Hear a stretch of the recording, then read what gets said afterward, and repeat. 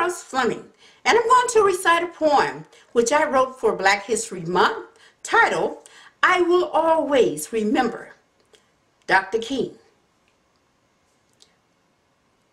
In 1962, I was only 13 years old, but some of the things that I saw happen to Dr. King embedded sadness within my spirit and soul. Because he was beat, pushed around, had fireman water hose turned on him, spit at and disgraced by people who was mean-spirited and lacked class or taste. But he kept right on marching for our freedom and rights until we was acknowledged by people who wanted to make our wrongs right. I will always remember Dr. Martin Luther King because he and others brought us to where we are. He stood up against racism. He stood up for equality. He stood up so that people of color no longer had to go through back doors.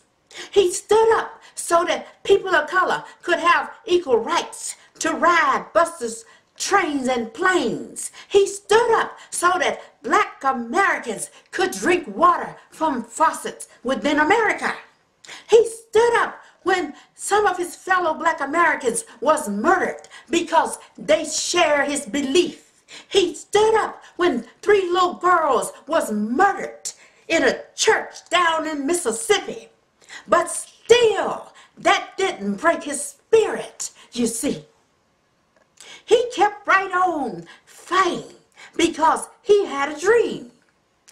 I will always remember Dr. King because when he stood up, he changed America.